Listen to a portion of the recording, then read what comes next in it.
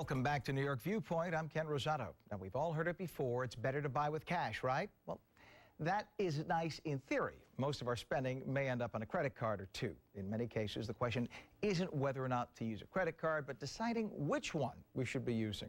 Here to give us some great advice on this topic, we have Ken Mahoney, the president and CEO of Mahoney Asset Management. Good to have you here. Again, I should say. First off, the first question is, should we be using credit cards? Let's start with that. In the real world, we have to. I mean, what do we do? Walk to the ATM every time we buy something? So we have to use a credit card of some sort. But, you know, these are not our fathers or grandfathers' credit cards, so to speak, of 19 and 24% interest. There's a lot of cards out there at 0%. So if you can get 0% credit card, you know, that's something to be using, especially all the reward points and everything that goes along with it. So, and there are, even sometimes within the same company, I mean, Capital One has a whole series to mention one. It's kind of your choice. They'll offer you, do you want this version? Do you want this version? It's up to you. Yeah, You're going to travel, right? Or? Yeah, it depends on what you want to do. You know, these are loss leaders for companies. They don't make money when they have a 0% on there. Their goal is to get you as a customer acquisition. And with that, they hope that you buy some of their other products and services, a home equity line, a mortgage, maybe an investment. But as a consumer, to get 0% and get rewards on top of it, there's never been a better time. So if you're going to use a credit card, you might as well research online, find out those that are 0%, and that give rewards. But there is a key here. If you don't have a 0% credit card, you are an asset management man, what do you do? Okay, let's for example, you have a $10,000 credit limit and used all $10,000 at 10%. And basically, you're almost like on a treadmill. You're running and not getting anywhere. You're making your payments, and the balance is not coming down. Maybe transfer it over to a $10,000 into a 0% credit card and start paying those payments, and now you're knocking down the balance. So again, this is not funny money. Here's a problem with 0%. People think it's like monopoly money or funny money. No, it's real money. You still got to pay it back. But it stops the clock from growing, you know, exponentially at 10% or 15% when you transfer your balance to 0%. And the rewards are very interesting, though. You have to be mindful what rewards work for you. So there's some people say, Ken, you know, I have this this great card for travel. Well, do you travel? No, I don't travel. So, you know, try to, you know, line up your needs, your lifestyle with those cards that are out there, the offerings that are out there. Right. I mean, if somebody wants to play the points game, and we know people that do that. Sure. So you spend everything, instead of paying cash out of your pocket, you spend everything on the card, but you got to make sure you pay that card immediately. But in this world of apps on your smartphone, you can do that. It's real convenient. Yeah, and there's a discipline on that. And also, look, after 1 year, companies are going to make money, okay? And then a year from now, they may go up to 10%. So on your little smartphone app, you know, tell Siri, hey, Siri, a year from now, remind me that the credit card interest is going to go from 0 to 10%, and then maybe look for another credit card. But you have to remind yourself, because look, credit card companies figure this out. They look at a basket, they say, okay, some people are going to default, that's not going to be good. Some people are going to stay within the means, and some people over here are going to be able to stay with us longer term.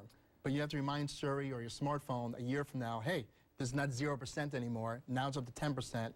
What are you going to do at that point? And what about store cards? Store cards are a whole different animal, aren't they? Yeah, I really don't like the store cards. I mean, sometimes some promotions, like you get 20% off, but most of those store credit cards are running at 15 and 20%. Very few of those credit cards, you know, for those stores. Now, again, if you're disciplined enough to pay at the end of the month, that's one thing, and then enjoy those 30% savings or 40% savings because you're a credit card holder. But the way they give you that 20% savings is by taking the money out of all those other people who don't pay at the end of the month. Exactly. That's how they get that money. And again, then that's a portfolio of credit. You're on the other side of this. They know some people are going to default, some people are going to pay yours 20%, and you want to be on the other side of that. You really want to be at 0%. But the best way, though, here's the thing I say about funny money. Be careful. Yes, it's 0%. But that doesn't mean you go out there and with your friends in Ritz-Carlton and have a nice long weekend and have a lot of memories and nothing and so forth. Use it for something, you know, that's going to help out, let's say, your kitchen. Stainless appliances, you know, the granite countertops. That enhances your kitchen. You know, those type of things that are more productive with the money, not just kind of gadgets that end up in a closet that you don't use. Use it for something productive. Now, let's say you're going to use your card, a bank card, pardon me, that is both a debit and a credit card. I've heard that, I mean, I used to hear, oh, it's better just use the debit, takes it out of the bank. You don't have to worry about paying at the end of the month. But then I heard there are protections that come on the credit side that don't come on the debit side. Yeah, look, in this day and age of internet security and hacking and all these things that are going on, you know, it's very difficult. It is nice, though, every now and then you get an email from your credit card company, hey, is this really your purchase? Or a phone call, is this really your purchase? So there are those safeguards that happen with credit cards versus debit cards. And in this day and age of credit card fraud and all these other kind of cyber attacks and everything, you can never be too careful with those type of things. So that's where it would behoove you to use the credit card versus the debit card side. What about people who, say, over a holiday period or for whatever other reason, may overdo it on all their cards and they can't catch up? Is it maybe smarter at that point to consider a debt consolidation loan of some sort, whether it be house-related or another kind of personal loan, to pay off all the debts and have one low payment and just get it all done? Yeah, I mean, look, there's pros and cons of that. The equity line consolidation is one way to go because you could write off that. Except for that becomes attachable, meaning now you've actually tied in something that was not attached to being attachable. You know, the best thing to do is stay within your means, though. Just because you have these credit cards, it's not funny money. I mean, I think one of the best use of credit cards is starting a small business. So here you have a $5,000 credit line. Now think about years ago, brick and mortar. You know, you had to open a retail store to sell your product or services. You needed like $100,000. If you can get a credit card for $5,000, pay 0%, and now out of your home, you know, thanks to social media and everything, start a business. You know, whether it's, you know, making brownies, whether it's being a photographer and doing some things on the side. I think some of the best use of return of capital, return on investment, is using that 0% to start a little side business. Buying yourself a computer, buy yourself a printer. You know, that's $5,000. Let's say you made $1,000 a month.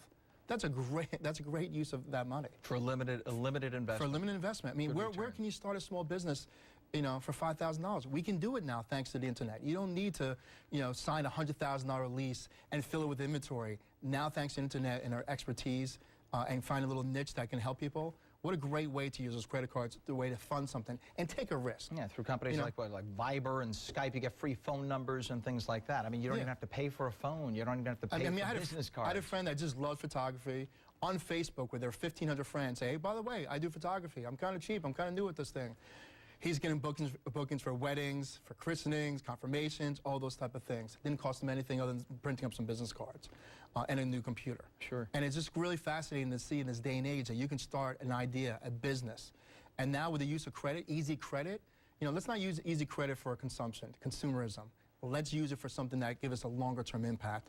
And I love to see people start it with a small business. And talk to your accountant. That's probably going to be something likely that could be deductible if you do it that way, right? Sure. Well, that is fascinating. That is great advice. So you can use credit cards to your advantage. Right, That's for your advantage, yes. But don't, as you said, not funny money. Yeah, it's not monopoly money. Ken, it's great to have you on. Thanks you so much, especially at holiday times throughout the year. Any holiday. Yes. Very important. Thank you.